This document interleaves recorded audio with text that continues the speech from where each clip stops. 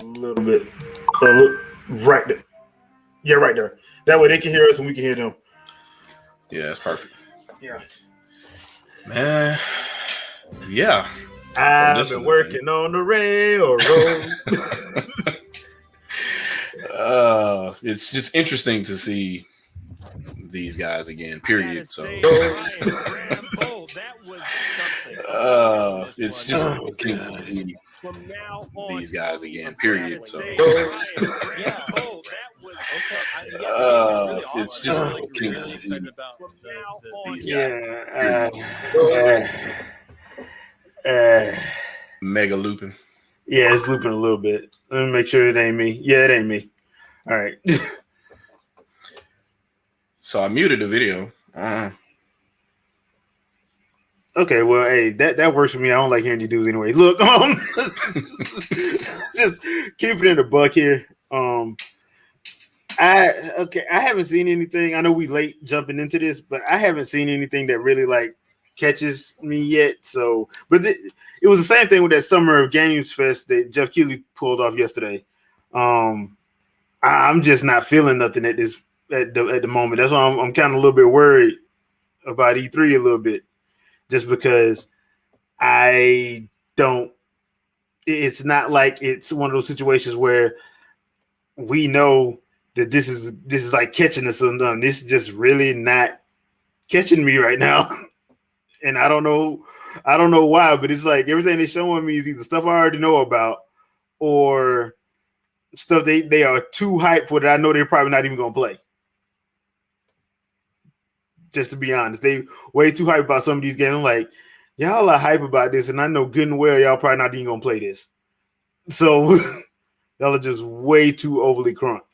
And like I said, some of this stuff we've already known about. Like Ali, we already knew about that from that direct a couple months ago. Like some of the stuff like we've really already known about. So that's weird. This looks hellaciously weird though. The whole pigeons on skateboards with night vision. Yeah, that's kind of weird. Hey, I think you're muted, Shadow. I think you muted yourself. Yeah, I'm trying to keep this from echoing. Oh. Yeah, this looks weird. Skatebird. Hey, and it's actually on the Amazon thing, the Luna. Yeah, boy. Hey, look, it's your best friend. Was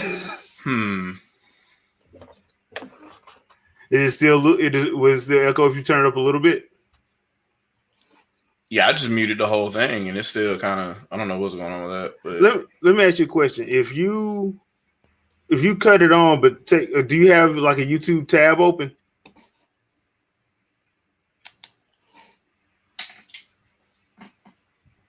Okay.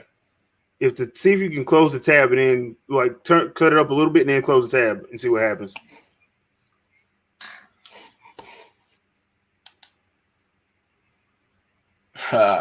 Yes, I do. So there we go. All right, now it's fixed. Had one hidden back there somewhere. That's what I thought. It always goes like it. Just weird. Yeah, it's a weird delay.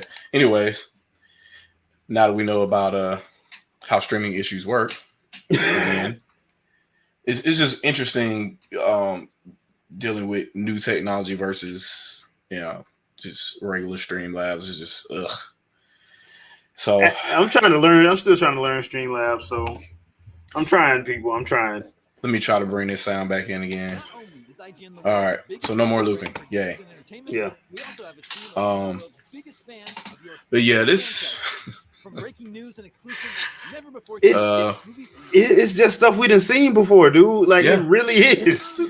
It's Keely stuff. It's all the stuff early last week. Like they even got some of that Ali. That's from the Nintendo Direct 2 months ago. Yeah. Like, look, come on, man. We already seen this. So my thing is, I'm guessing what the problem is.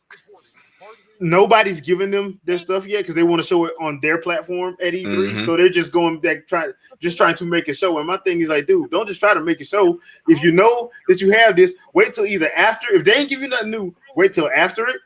Yes. And do your whole thing and just be like, okay, look, we're not gonna have anything before. We'll just do the regular news of what we get and show y'all what like they do for Comic-Con. When they do San Diego Comic-Con, they don't talk about nothing. They just show up, do the show, and then afterwards they do their whole. But here's the reason why they aren't doing that right now. Look at this ad right here. The whole point is they want to jump ahead of E3 so they can say, hey, go to our site to see all the latest E3 stuff instead of, this platform that you're already on that you can watch it for free and not give us ad clicks. Like, so that's why they won't do it post E3. Yeah, it would make the most sense because if you want people to respect your takes, you do everything after E3 is already there, and then you give your perspective on it. Because if they respect you for your perspective, they'll still tune in. Yep. It's just they know nobody respects them. Yeah, and nobody's gonna go there to watch the videos after the fact. So no, because their player sucks. So they're gonna go to they're gonna go to Sony. They're gonna go to Microsoft. They're gonna go to. Because I think Microsoft probably has the best player because they're doing this straight from the Microsoft Theater. So theirs going to probably be the cleanest out of everybody's. Yeah, they know what it is. And for just remember all the pay gating that they used to do back in the day for E3. Oh, yeah. And their player used to be trash. And you had to be a Prime member. You had to be like one of their Prime subscribers. And you had to like, because I remember I was one of them. I was like, I did that joint one time. I never did it again. I'm like, man, screw y'all, man. The halftime, the player would crash. You couldn't see nothing. It was better off going to YouTube. They tried to jump to the Real Player one year, and that was absolute nightmare. That was early, well, I guess mid '90s, late '90s, I guess. That was late '90s. It was right before. No, it was. Yeah, it was like '99, 2000. I remember that because I was in college. I was in college when they did it. Let's be honest, Real Player video that whole thing did not get good to like what Windows 8. Yep. Yeah, and that's 8.1 is when that video player. People were using VLC and Azurus and everything, every other player but that one. And nobody wanted that trash, and it was proprietary, and nobody could really figure it out. And hell, Microsoft couldn't figure it out, and it was theirs. It didn't work, and it was so strange. And then Microsoft was still trying to pimp Silverlight on Skype. Like I'm like, no, like nobody wants this proprietary. Just let it go. Like that's a lot of people don't like Apple, but Steve Jobs was right on that. Like HTML5 clearly was the future. He was right about that almost over a decade ago. I want to say almost two, because he had been pitching that idea for the longest. So, and the dude, the Flash, like, no, we're not going to do it. We're not going to do it. And then eventually, I mean, Flash died. Just bent to their will. Yeah, they had no choice but to kill it. So, shout out to our some of the people in the chat. These are old crumb side. Got Levon Casing in the house. He put the reel in there to mimic the Shadow Fox. I got you. I see you. I see you out there. Birdman talking about he waiting for the Nintendo Direct. I mean, that's pretty much what everybody's doing. Even IGN is. It's kind of messed up that that's what everybody's waiting on. They're waiting for them and Microsoft. Yep. Like people even, because I was asking some people, do they want to? What are they looking for from Ubisoft? They're like, I don't care. I'm like, dang, okay. Alrighty then. So Ubisoft just waiting to see what Nintendo do so they can copy it. So they're just like, hey, everything that we're gonna put through here, we're gonna put through all the stuff that we're gonna make, and then anything we got behind the scenes. Let's see what that Breath of the Wild 2 look like before we put out the new Assassin's Creed engine. And go from there. I know a lot of people were hoping that Nintendo put a release date on that bitch. Yeah. Because I know Horizon is. If it happens, because Nintendo is random, so they could just say, you know what, we're going to put out another video, show you a whole bunch of stuff, and still not give you a release date. They might give you a release window, and then later on in another random direct somewhere, they're just like, oh yeah, Breath of the Wild 2 will come out on this day, and everybody will be screwed. So, what's up, y'all? Gunmetal Otaku, Nindy Gamer in the chat. Appreciate y'all. Some of y'all guys follow a lot bigger YouTubers. So I appreciate y'all coming through. Appreciate What's up, y'all everybody? What's up? Yeah, we're our good old friends, IGN. We're trying to. I'm hoping they just saw something new. Yeah, we're trying to withstand this. Yeah. Now I will say this: I am a fan of these arcade one-ups. Yes, because I'm really, if I can find the one that has the X-Men arcade, this Teenage Mutant Ninja Turtles 2 arcade, and the Simpsons game, I will probably pick that one up. That Turtles in Time one and the Killer Instinct one. Oh my god! I just kind of wish you could opt for a full size arcade. Yeah. Instead of having to buy the extender. Make it sit right. Yeah.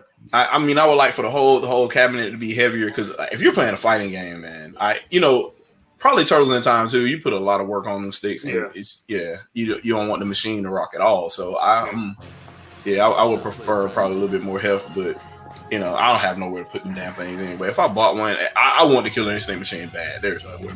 I saw one. I saw the space for it in Walmart. Apparently, I was asking him to do. He was like, "Man, we had 4 of them. They all got sold the first day." I believe it. He was like, "They all got sold the first day." I'm like, "Damn."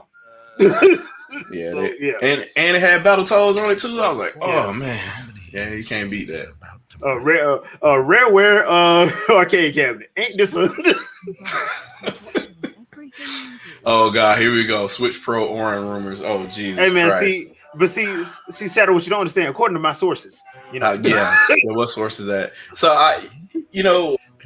I have the video queued up and I have a lot of notes to do that video, and it's a pain. I shouldn't even have to put anything out about that, but I feel like you shouldn't. I feel like I need to, because I need to go step by step to say, hey, I got somebody on Twitter right now saying, "Oh, well, I just believe that Mochizuki is on point about these things," and I'm like, does he work for Nintendo? And I'm just like, so how? Let me get this straight. So the dude that you're talking about, that supposedly is the trusted source, because I mean, Wall Street Journal had him before, and now Bloomberg has him. Same guy. The only thing he got right was Switch Lite, and everybody knew Switch Lite was coming because it was in the fucking firmware. So I don't. And now we're talking about 4K DLSS, which is not in the firmware. There's nothing talking about it at all. There's no signs of an update coming soon. The update that just came out a couple days ago, 12.3, I believe it is, or whatever. Stability, wasn't it? Yeah, there's no changes. So, what exactly? How was this just going to be a 13.0 release that we don't know about, or something that's just going to come out with all these sweeping changes? Because that's what's going to have to happen on the developer side for any of that stuff to work. You know what I think is going to happen, man?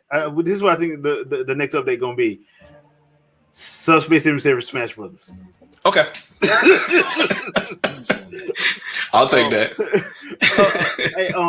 Dark Void, I don't know if they have a House of the Dead. I know some people were asking about that arcade one-up for House of the Dead. I don't know though. Nice. I haven't heard, because they was asking for that, and I saw a thing where some people were asking for a Time Crisis one as well, and I don't know.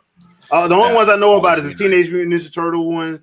I know about the different X-Men one, and I know about the it was basically all the hot 90s side-scrolling beat 'em ups. Yeah, it was all of them. All we need now is the Simpsons arcade. Yeah, that's and I was wondering if they was going to do a Samurai Showdown one, but apparently they're not. Oh, that'd be nice. With all four of the things, but I don't think they're going to do that. But that I don't know, but I did hear that people were asking about it, but no, I haven't heard or read where anybody said anything. But I mean, I want a legit MVS cabinet that has Samurai Showdown 1, 2, 3, and 4 on it, and it actually has all 4 cartridges inside of there. And you can take that and you could put it in your Neo Geo to play on your TV too if you wanted to. I mean, that was the whole point of MVS system back then. It literally was a Neo Geo in the cabinet. So that's true. That would have been. I know that would cost too much money for them to make, but it would be awesome if they did do that. I mean, bring back that. I'm pretty sure you can get a full cabinet, because they still have arcades in Japan, so I'm pretty sure you can get a full cabinet. It's just gonna cost hell on that shipping and handling. I mean, technically, that was one of the first takes of what the Switch does. Like, you take your memory card from your MVS and put it in an arcade machine. You play, Magician Lord or whatever, save, and then you take it back home and You can play you can play the same game at home, literally the same game. The only thing that's missing is the insert coin prompt. That's the only thing that's missing on the Neo Geo game. So, but they were super expensive. So, 400 something megabits back then, it was, you're gonna spend $300 for a cartridge. Yeah, that's true. Hey man, what you think about this obvious Legend of Zelda Wind Waker ripoff? Man, look, is it going to? We've seen these before. It looks cool for an indie though. It does look cool for an indie. I think I've seen this. Yeah, because he had been trying to pimp this for like the last 5-6 years. I was just about to say, I've seen this like several E3s before. Yep. So, excuse me, Jesus. But I'm like, this is clearly like Wind Waker. But I ain't gonna lie, like for dude to make his own, I don't blame him. I'm like, shoot, if you wanna, hey, make your own. Mm-hmm. I need Zelda to do this. I need Zelda to do that. No, just make your own. Just make your own, because you're not working for them, so make your own. Mm-hmm. And then you'll learn how hard it is to make a Zelda game. Oh, dude, wait! I can't wait for these garage game people, because I'm like, y'all want F-Zero, make it. Good luck. Have fun. Good luck. Then like the Halo video inside of Dreams, and I'm like, bro, that's like nothing, bro. Yeah. Like nothing at all. It's sad when you can tell from video footage. Like you shouldn't be able to, but you can tell based on like impact and feedback that you can visually see that it's different. Yeah. It's if you just think about the fundamental game development of how Bungie originally made that stuff, it was very similar to Nintendo. They literally practiced over and over again. Hey, hop in and out this Warhog. Is it fun doing it? Hey, crash this Warhog. Is it fun doing it? Yeah. Hey, blow up this stuff over here. Is it fun doing it? Hey, shoot something in the head. Is it fun doing it? Like, they did all that kind of stuff over and over again. They set up a whole bunch of little small arenas where you could shoot the Covenant or what have you in little small areas. And then they said, hey, now that we got all these small areas done, these little shooting galleries, if you will, now you just spread it out over a large map and go from there. And then you go to these sections, they act this way in this section or what have you, and then you let that go. And then it's just once you start to understand that gameplay development is a series of loops, of gameplay loops, and you're just trying to find the right balance of when to switch to this loop or that loop, then you've got it down pat, instead of just saying, hey, look at this really, really nice graphics reel. Like, bro, you build the game first. Like, your game should look rough at the beginning. It should, because tightening up the graphics on level 3, it should be the last thing that you do. I mean, that's what when they talked to Hideki Kamiya, when he was asking him about how it was working with Nintendo, because they expected him to bash, and he didn't. He was like, nah, they gave us good insight on how to make our games, and we've been making our games better because of our collaboration work. So I'm like, Aries 73 said to my Neo Geo was $600 in the 90s. Yeah, I mean, it was actually $800 if you got the gold system back in the day. It said there's no way Arcade 1-Up can make that without charging a down payment on a card. Yeah, I mean, I don't, especially if they put all 4 cartridges in there, that'd be really expensive. Even though cartridges, I mean, the prices are way lower for that type of memory if you wanted to rebuild it. Yeah, and then on top of that, to be honest, they're way cheap now. We're way cheaper now. Yeah, nowadays you could put 1 gigabit on a cartridge, and that would suffice more than anything for pennies versus how it used to be. And to be honest, they're not making nothing smaller than like 8 gigs on a cartridge now. They just won't even make it, because it's pointless to make it. Like, you make a 1 gig cartridge, they're not doing that. It was just different technology back then. The cost doesn't translate to what it would be now, but it still would be expensive because of the board and remaking the board. Because what they're doing is they're turning all these arcade boards into FPGAs. They're smaller, but it still takes a lot of time to make that very specific chip to behave the exact same way that the original hardware did. And these two guys shoot a laser pistol at the heart of boredom. He got a collection back there, but did he pay for it though? Probably not. Okay then. Probably not. Saint Ranger things. Following it's just Saint Ranger, we don't know if that's studio or whatever, but it's fine. They're doing the whole summer motif. They're just Brian. doing whatever. It's matching the green on their stream overlay, which is that's basically what this is. It is a stream overlay. So I just yeah. Well, anyway, let's see what the Stranger Things or Saint Ranger Things team are doing in the world of Smite or Smitty. So basically, they're gonna show everything that was at Summer Game Fest yesterday. Yeah, they're literally wow. They have nothing exclusive to show. It's their take on the same content.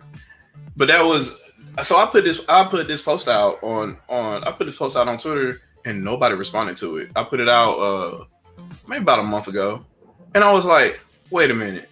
So if you pay enough money, you can get your own custom icon on footage. Like if you look down here, like you see how you got the watermark for Smite doing the Stranger Things. Like you see the IGN icon down there, right? Yep. So Sony did their version of Direct. I forget what you even call it now, but they did their version of the Direct for Horizon Zero Dawn, right? Then at the same time Sony was doing it, IGN was doing it. And the Sony logo was gone. So I'm like, Sony put out their own official footage and sold it to the press so they can have it and put their own watermark on it. So they took their watermark off, gave it to them so they could put their watermark on it and then redistribute it. Yeah. Hilarious, ain't it? But this is the stuff I don't think most quote unquote gamers will notice. It's just little things. It's little things these people do, and they have to do it because they want to have their brand everywhere, and they want to make sure they're able to remind people, hey, go here because we need these clicks. And this was a thing back a long time ago as well. It just wasn't as prominent because the main footage that would come from like Nintendo or something like that, they wouldn't put a watermark on it originally back then. It would just be the raw footage. And they only gave the raw footage to the press, and then the press would put their stamp on it and then give it out to regular people. Well, it would be their video, so they'd have their stuff on it. It'd be their watermark. I remember that. It'd be like Nintendo would be Sega, Sony, or Microsoft's logo. It wouldn't be IGN's, but then IGN and game trailers and GameSpot, they change it. Yeah, so now they're paying for their own stuff. You're literally playing with all the bosses now in this. Dude, all I wanted was Shiva. I'm just glad I got Shiva. Yeah. And not that Streets of Rage 3 Shiva, Streets of Rage 4 Shiva. Yeah, he is not. He had a nice moveset in Streets of Rage 4, so I do want to play with that. But that game is broken with Streets of Rage 3 Blaze though. So like I've broken that game. It just doesn't even. The combos are infinite. Like the amount of damage you do is just ridiculous with her. So she's off the chain anyway. She's like one of the best players on there anyway. I thought it was the Streets of Rage 2 Blaze, but then I was like, let me try the Streets of Rage 3. And I was like, oh, she can still do the dash, she can do the side steps, the roll. Just basically unhittable. Yep. Yeah, and at least my boy Adam is still fire. Oh yeah, yes, man, super strong. I wonder how that DLC gonna be because I'm gonna need a release date on that. And so to answer your question, one of my E3 predictions is my sources tell me that we're gonna get a release date for the Mr. X DLC Nightmare, and we're gonna get a release date for the Turtles for the Teenage Mutant Ninja Turtles game.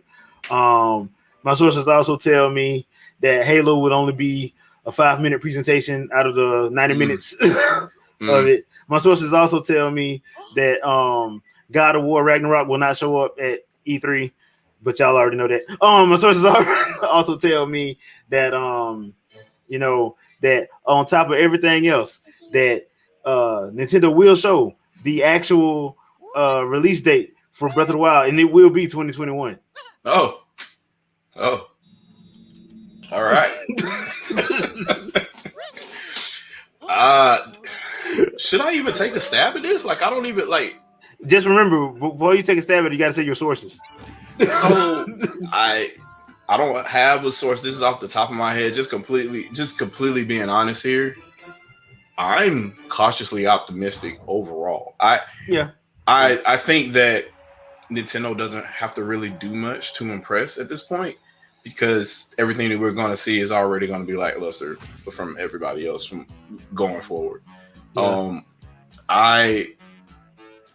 I think that they're obviously going to talk about Zelda. There may be some touching on Metroid. We'll see. I'm not it sure would how be that's in going their to go. best interest to do something with Bayonetta and Metroid. It And would be in their Metroid. best interest. Yeah. I'm not saying they're gonna do it. I'm just saying it would be in their best interest, whether it's a trailer or something. It's in their best interest to show something at this point because. And look, 4 years, man. but Almost 4 years. Here's the thing.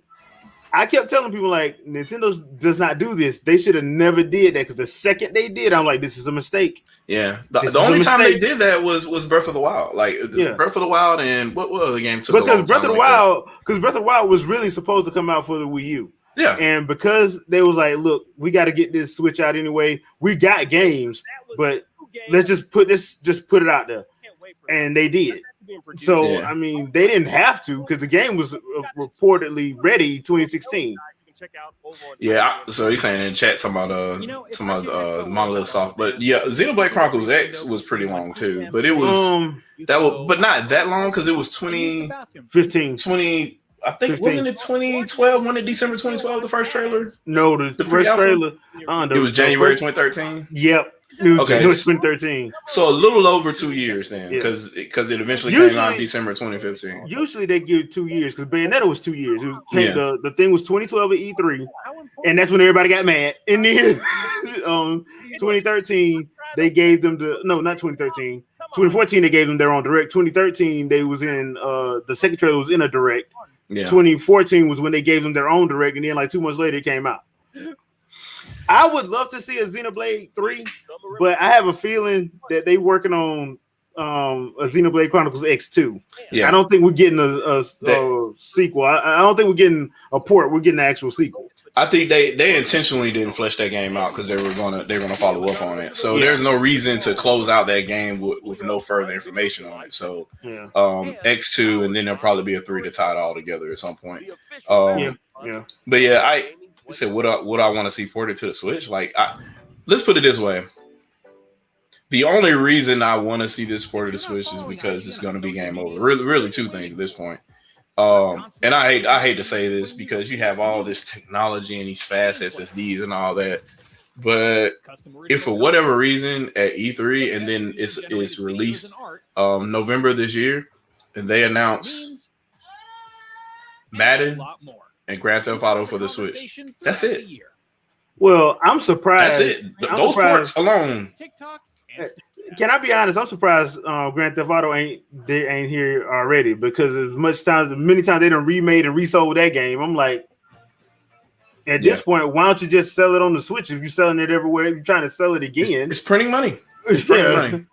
You're trying to sell it again anyway, so why don't you just put it on Switch? Yeah. At this point, at least give people a reason to buy. Because right now, if you try to sell that thing on PS5 and the series is like, yeah. I appreciate y'all coming through to asking questions because it's tough to deal with IGN right now and all these ads. It's way too much. Casey, I think they'll probably show a trailer or something. Yep. I think they'll show a trailer or something. Yeah. I mean, at this point, they kind of put themselves into a corner where they have to address it. I think so. Leave it to the president of the Crumb side to ask the critical questions here. But it's got to happen. I think because that game was announced way too early. Yeah, way too early, especially with. And it's kind of is leaving a sour taste in a lot of people's mouths because like you announce that and then Astral Chain comes out, and then 2 years pass and there's still no band. Like they obviously they have multiple teams, but you still kind of want all hands on deck to finish up a band. Yes. Now I will say they Kamiya and Inaba did say that like the pandemic did hurt them a little bit, so it did throw some stuff back, but they got back on point. So I'm guessing they're good. Back to so Astral Chain 2, I would love to see a sequel to Astral Chain. Yes. I just don't know. Plenty of them. I don't know if we'll see that. I don't know, but it would be a surprise. That would be a surprise to me. I can't help but think, and I know I've said this. I know I've said this on our Wing It podcast multiple times, but I can't help but think that Astral Chain was a test for Bayonetta 3. Yeah, I agree. I agree because they want Bayonetta and Jan to fight together. Mm-hmm. So I just think there's some type of test for how you would do co-op as one person to see if it'll work. Yeah, to see if it'll work, and it obviously works in Astral Chain. Like it works.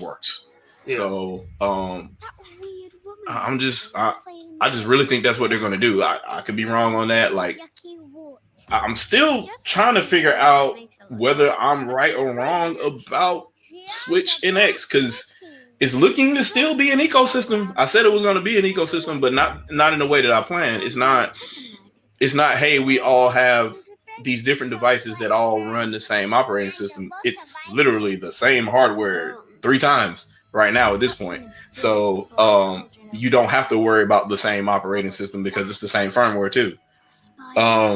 So I'm both right and wrong on that. But I mean, it's hard to predict anything Nintendo does anyway. Yeah, because they literally do what the hell they want to do. Yeah. Literally. The only thing to predict on them is they're going to be conservative. They're not going to spend. They're not going to spend billions of dollars on just graphics technology. They're going to spend billions of dollars on the entire thing. Yeah. So, like you should do it.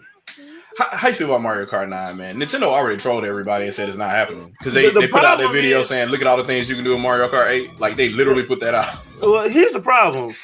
I would love a Mario Kart 9, but if I'm Nintendo from a business standpoint, people, not from a gaming standpoint, from a business standpoint, why would I give y'all that? Y'all keep buying deluxe.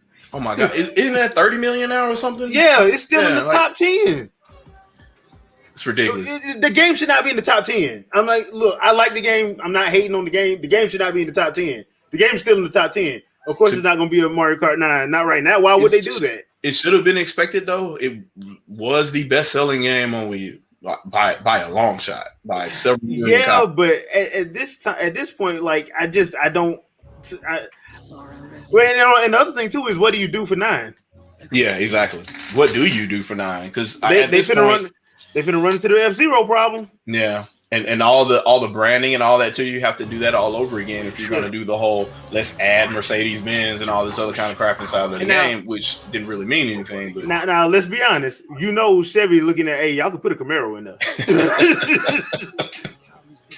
I would too. Look at all the eyeballs that Mario Kart sees. Yeah. So, bro, when Mercedes put that, I know James Bond was like, hey, can the Aston Martin get in there? Facts. So, I mean that's one of the issues. It's kind of like with the problem with Smash Brothers, where like you have all these other developers like, hey man, we want our character in there. We want our character in there. So with Mario Kart, I think the way you probably have to go to kind of like entice people is probably say like, okay, we gotta deal with Chevy or Ford, and these sets of cars are in this one, or you turn Mario Kart into Nintendo Kart. Yeah. Which is what it is anyway at this point. Well, not technically not, but yeah. So Levon put a good statement out there. He said it's 7 years since it was on Wii U, and it's still selling. And it's still selling like crazy though. What people don't understand is what you always say. Jay always mentions. He says, "Look, y'all got trolled. Like all of y'all are doing is buying the Wii U again. That's all you were doing." Nintendo said, "You know what? Y'all didn't like the Wii U because of the name and some bad marketing and because of Gaming Press. Okay, we'll take away Gaming Press. Yeah. We'll get rid of the name and we'll sell it to you again. We're going to still make Wii U games and put them. We're going to sell you a bare bones copy. We ain't going to because we ain't going to give you nothing. You got rid of the Miiverse, take all the features out, and y'all complained about them. You said it was slow and you didn't like it. So away they go, and now we're going to make it quote unquote nothing but a gaming platform like y'all claimed the PS4 was good at, and now it loads faster than PS4. It goes directly into games. The suspend actually works from day one. You don't have to worry about suspend crashed my game. No, it's all built into the hardware. So they did that and took all, and now people want a Wii U again. Oh, where's Virtual Console? We don't like this Nintendo. Oh, I thought y'all hated that. And that's why they're not taking nobody serious. Thought y'all didn't want backwards compatibility. You backwards compatibility is for wimps. I want to buy new games. Oh, then Nintendo will sell them to you again. Then go buy them.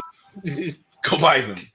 So that's kind of what I say about the whole the Wii U thing. Like, had people done what they were supposed to do, Switch or whatever it was going to end up being, for 9th generation would have been I think a more traditional console. You probably would have seen Mario Kart 9. Yeah.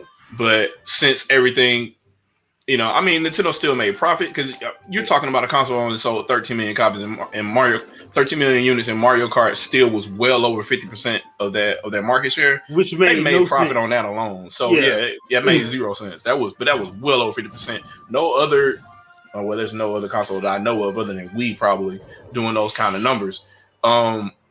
But once Nintendo saw that, they're just like, yeah, but they still like the games though, obviously. So we'll just put out this other thing, make it super popular, and then people will still buy the games. All the games that people complained about on Wii U, they will buy them and then say they're great now that they're not on Wii U. So which made no sense. Thus, all the begging for Xenoblade Chronicles X. Yeah, even though that game would not play right. Even though that game would not play right. No, it wouldn't. Sorry, it wouldn't. It wouldn't. And I'm gonna say this. People are not gonna like this take, but gameplay wise, Splatoon 2 is a downgrade because you cannot jump wherever you want to. You gotta switch to another screen and then pick predestinated points with a button versus picking precisely where you wanted to jump to in Splatoon. It was just drastically different to me. It was a different feel. Obviously the aiming and all that is still there with the Pro Controller, so that's great. But you being able to pick on the fly while you don't have to pause or go to another screen or whatever to switch, it wasn't as quick to me. And I think that a lot of people, they're like, well, I hate the fact that you have to look down. You kind of don't. If you hold the controller upright, like in front of the screen, you can kind of glance down real quick and do it. It's not even that big of a deal. So first of all, I hate it when people use that lame tired excuse, because once you did it about a good 10, 15 minutes, you got used to it real quick. Yeah. It was not that hard. People try to say it was hard, but it wasn't that hard. I mean, my question for you, Shadow, do you think Nintendo will ever go back to trying to do asynchronous gaming again? At some point, I think that might be what 10th Gen is.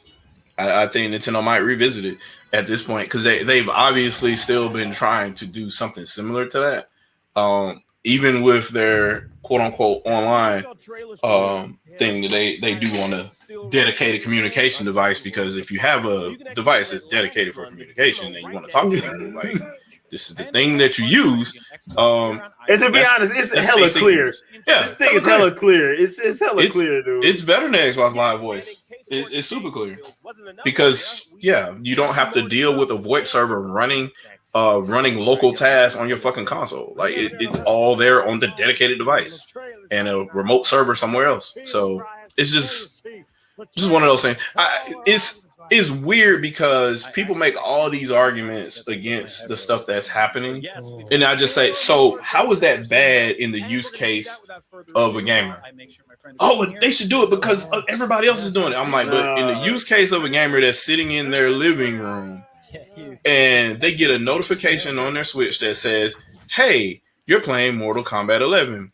Somebody else is playing Mortal Kombat 11 and they want to fight you.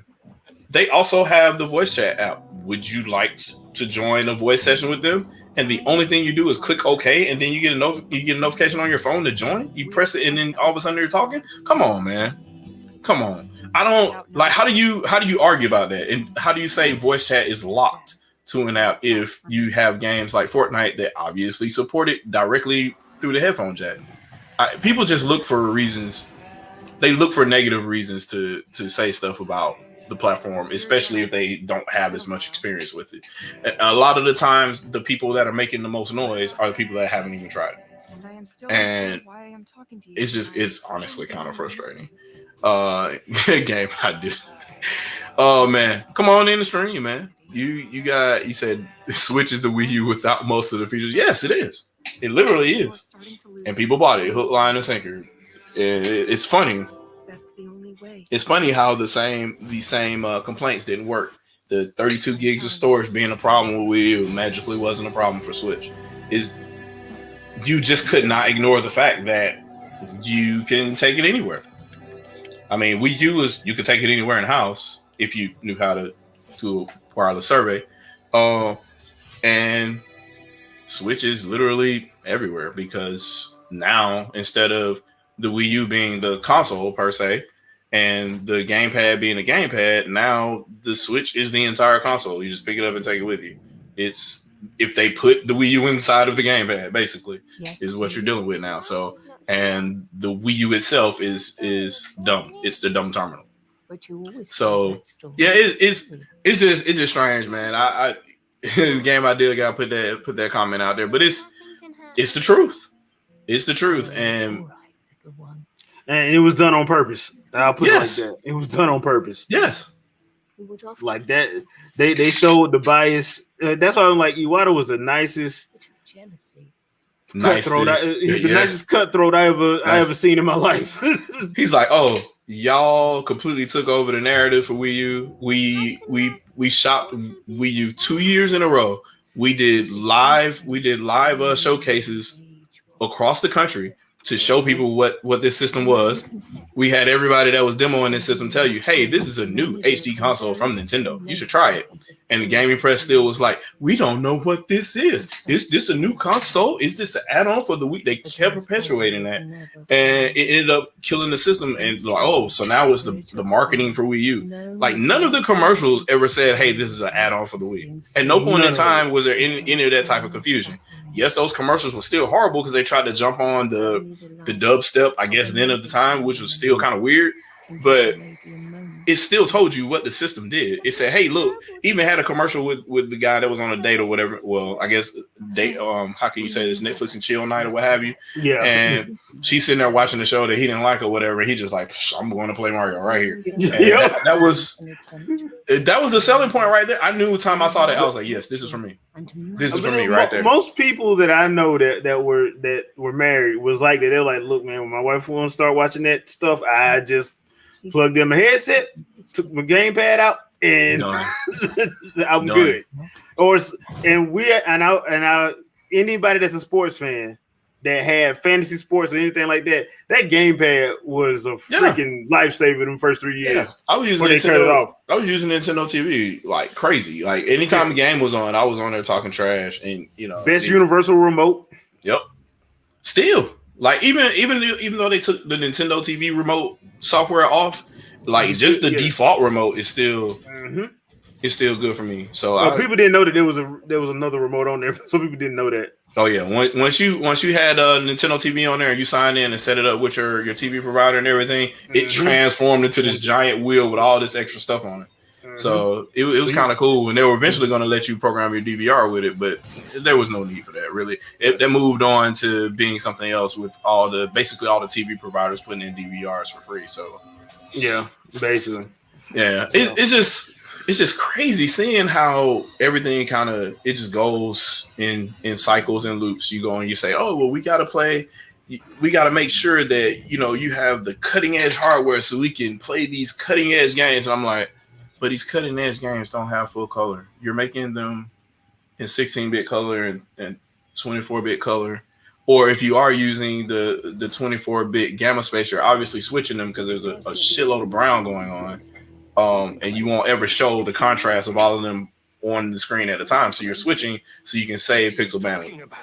Well, it's kind of like people that like movies. Like when we Pacific Rim, perfect example. Yeah. When the first Pacific Rim came out, every kaiju fight was in the dark. You can barely see it. Like what are you doing?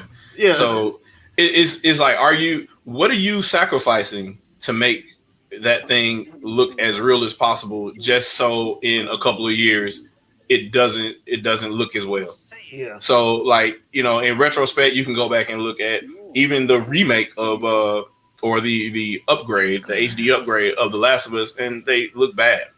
Even though, hey, we up-res everything, blah, blah, blah, from the original PS3 game, it looks nothing like what you expect now. So why even go through the attempts to make something, quote unquote, look as realistic as possible when it's still a fantasy game? Like, you should be able to come up with a design or an art style that doesn't look so similar across all these different games. And the effects that you guys choose to do, eventually the pixel resolution is going to get higher. And once you start playing that game after the fact, like a couple of generations down the road, or even a generation down the road, it's not going to look so high. And we'll see all the flaws in the game engine. But I think that's one of the main reasons why Dynasty Warriors changed to that cell shade design. Yeah. It's one of the main reasons why Samurai Showdown changed to a cell shade design. Yep. Dragon Ball cell shade design. A lot of them changed to a cell shade design because it just wasn't working. Yeah, it's just not a thing. It doesn't work, and so you got to be able to get an art style where, like the original Toy Story, low polygon is crap. Is ray traced well with lighting done really well. So even if you watch it today, it's still convincing enough. Even though you see some of the differences or whatever, the lighting makes all the difference. And nowadays we're sitting here like, well, we need to push all this high frame rate, and I'm like, we're on the cusp of moving somewhat to real-time ray tracing. And when I say real-time ray tracing, I don't mean what NVIDIA is trying to sell you and what AMD is trying to sell you. I'm saying that there will be no more rasterization, which means that all these sub-pixel type of techniques, all your bump mapping and all this other, all that goes away. And there's nothing but raycast every other frame. That means that the demands are going to increase, which means that welcome back to 30 frames per second again. Even on PC, 30 frames never left, according to Square Enix. I mean, hey, you gotta do it. So it's funny to me when I hear people on social media saying, "Hey, well, 30 frames per second is crime against humanity and all this." I can't. They're unplayable, and I'm like. I can play anything as long as the game design is smooth. I can play anything as long as the game design is smooth. I need a better frame rate, and I'm like, oh, okay. So what are some of your favorite games of all time? And then they go and mention stuff like Ocarina of Time. And I'm like, Majora's Mask and 16 frames per second, bro. Like, what do you? So what are we talking about again? Like, and I'm not talking about the 64 version. I'm talking about the 3DS version. It's like, bro, come on, man. Come on, man. That's why I don't get in the frame rate war. Like, to me, it's ridiculous for people to constantly complain about that or even say stuff like that. If you're one of those people that like your games playing like that, that's fine. But not. I've said it before and I'll say it again. Do you want to play Uno at 120 frames a second? Not only is and there's people out here like they're really caping for that, and I don't understand. Yeah, you're caping for it, but you're not a mutant. You don't go to Xavier School for Gifted Youngsters. How can you tell? You can only tell if it's bad. If it's really bad, you can tell, but you can't tell you can't tell the difference between 60 frames a second and 57. You want to know how I know? Because Digital Foundry came out and said Mario Kart 8 ran at 57, but then come to find out it ran at 60 on the Wii U. And the fact that they complain about that when I'm just like, that's the set frame rate for the North American TV Broadcast Association, right? That's what TVs are rated at. When you watch TV at 60 frames per second, it's really 59.94. I don't understand what the big deal is with that. We need 60 frames per second. I'm like, it's not a PC game. Yeah. If you're playing on a monitor all the time, I get it. The majority of these people are not. They're playing on whatever spare TV is left in their mom's basement or attic or, not to name names for people with, lots of trophies in their mom's attic. But, some of these, recluse gamers or what have you, or the regular people that just play the game in the living room with everybody else. You're not that TV. It's not doing that. Yeah, it's not doing that. And even if it is, like, you're not going to be able to tell the difference because there's going to be display lag. Mm-hmm. So it's just. To me, when you start talking about stuff like that, and then you get down to the technical details of it, and I have these conversations with people, and I'm like, hey, so if you're so worried about frames per second and all that, just get a PC. Yeah, just get a PC, or tell me exactly how you know what frame rate is going to be derived on what hardware. Like, how do you know what is going to be what? Because I already know that it's going to be whatever the desires of the developers were originally. If they decide, hey, we start locked at these guys. And they're done. Right. We knew what it was. It was the same thing all over again. So matter of fact, it's the same amount of time. Yeah, same amount of time, same 40 minutes of nothing. So they literally bought the same footage and played it again. Yeah, with their own cutaways to do The ads. Summer jokes. And the ads. Man. Clocked it. I too have experienced Perfect Dark 64 at 1 frames a second, and I loved it. Because I was cheating to win. But we ain't gonna talk about that right now. But these guys, man.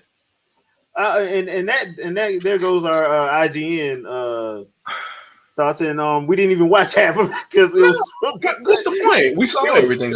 We saw it yesterday at games, the Jeff Keighley's Summer of Games. So I'm like, wow, that's really that hurts so bad. That hurts, man. Well, so I mean, I appreciate everybody coming in though. You got clocked it in here, okay? Yeah, I still representing. Got game idea guy came through. I think Action Jack will be here in a little bit. We'll see. Yeah. We'll see what he does. But nah, man, humbug ShadowCast. Haven't done one in a while. Last one I did was with I keep forgetting his name every single time. I don't know why, but it was a real decent conversation. And because I keep forgetting, I keep mixing his name up with his handle. People that have different handles than their name always screw me up. But it is Black Super Saiyan on Twitter, Jake the Senpai. But that was the last it was more of a ShadowCast discussion more than anything else. And that was kind of interesting. And we ended up talking about some of the same things where he was like, he didn't really have as much experience with the raw Switch experience.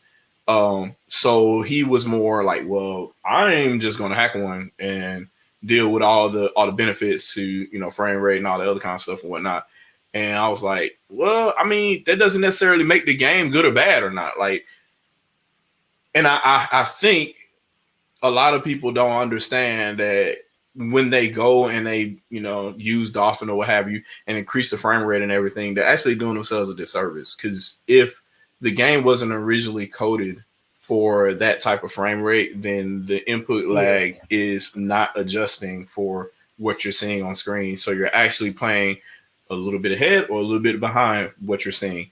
A lot of the times you're going to be playing a little bit behind because now that you've doubled the frame rate and the game wasn't expecting you to double the frame rate, when you press A, well, the animation has already gone ahead of what it expected serially from the controller.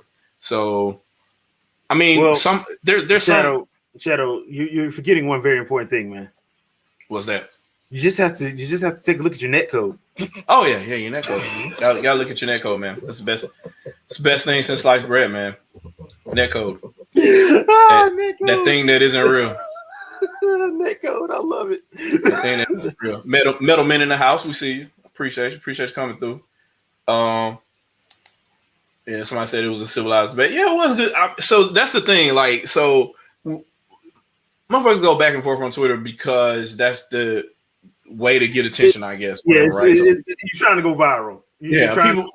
People be extra, and then once they come on here, and it's just me and them, it's civil as fuck. Like I'm not gonna be. What's the point of me jumping down somebody's throat unless you are a super troll like that and you say something really that fucking stupid? Like I've had a couple of trolls on before, and then they just get dragged because I'm just like, bro, like you talking about this stuff and you don't even know what a certification is, you don't know where you get them from. So it's just it's frustrating to see some people go through that, but then I understand now that a lot of Twitter is going to be like that, and then the majority of the time when people come on here, it'll be more civilized, and we'll actually get down to the issues because there's nowhere to hide. And anytime that you try to deflect or whatever, I'm going to force you to talk about it, or otherwise it's going to be that awkward silence where you're just like, hey, you just tried to deflect, and now everybody knows you tried to deflect. So are you going to admit that you're full of shit on that or no? Like, or just say it was your opinion and ease on out of there. Like, I've had that a couple of times, but that's usually the way it goes. Somebody just asked, the president of the Crumb side asked me, how's the Series X, man? It's amazing. So the problem I have with these consoles that are late to 9th generation, I will continue to say that because 9th generation started in 2017. The last two of the 9th generation consoles have a games problem. They don't have any games, but I will say the hardware is there. It does what it's supposed to do. There's some issues with PS5. Obviously, y'all seen that on social media and whatnot, as far as quick resume and stuff like that.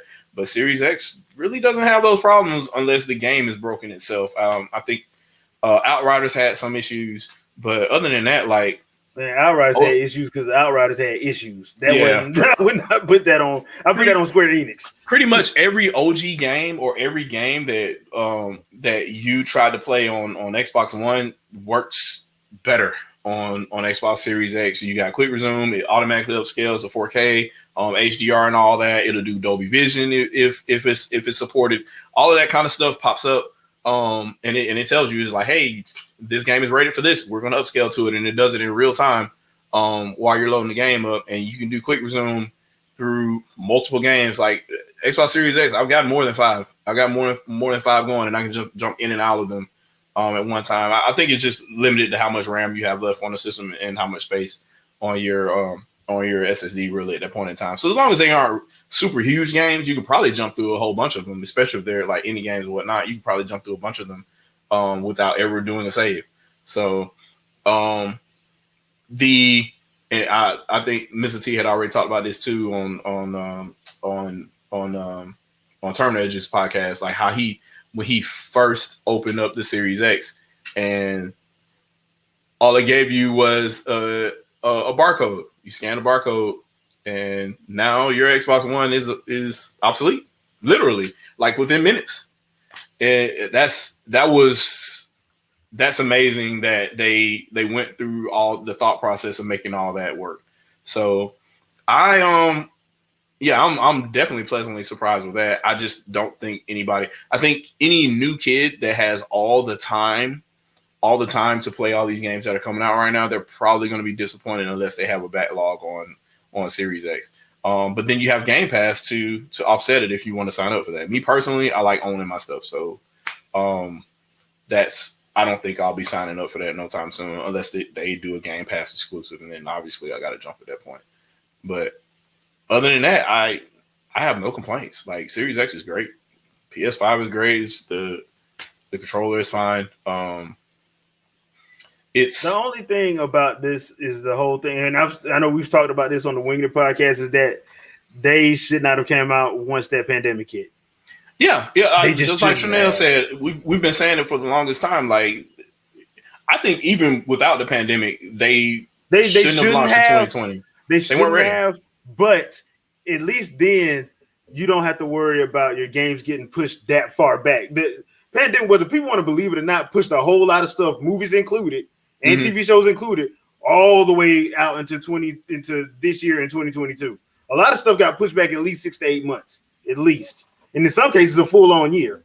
Yeah. So that's why it's just the problem was once that pandemic hit, they should have been like, look, we're going to move this to March of this year. That way, fiscal year, we get all the positivity that we have will come down in March instead of we're going into the quarter 4 and now we're in the red.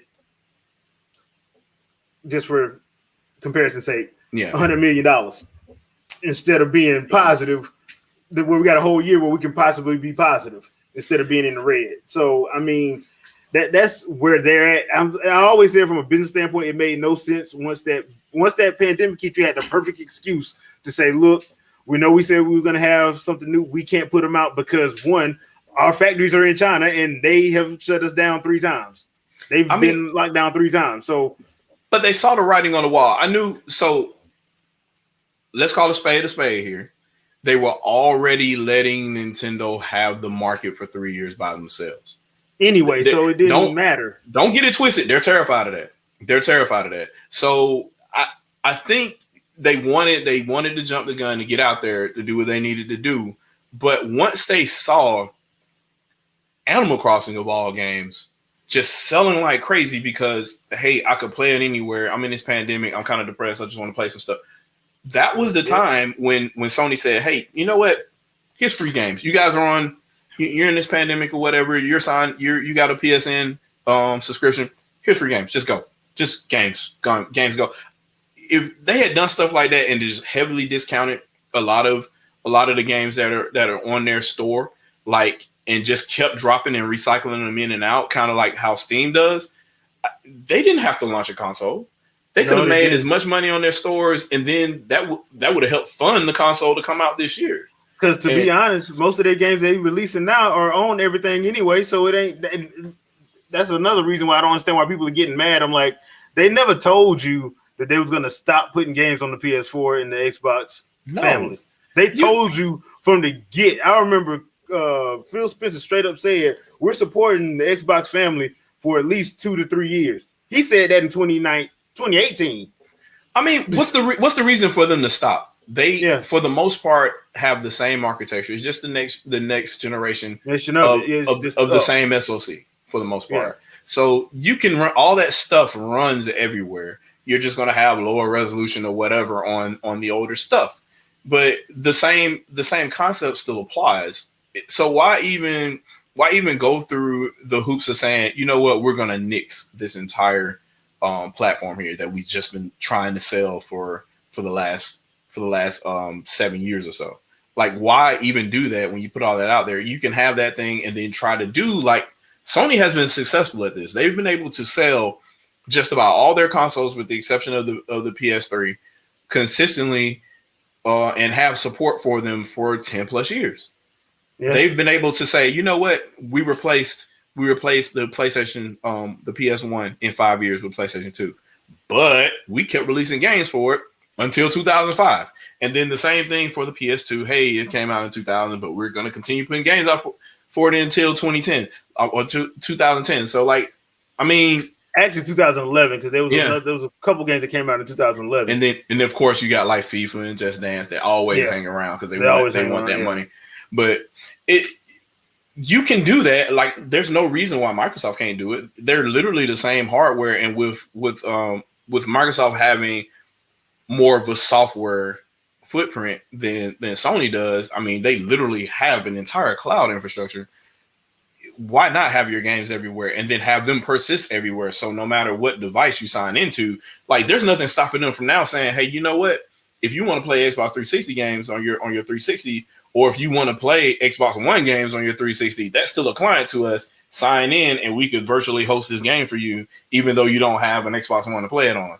Like, there's nothing stopping them from doing that. They have all the tools. They have Azure. They have Hyper-V. They have everything they need to where really a game doesn't need hardware.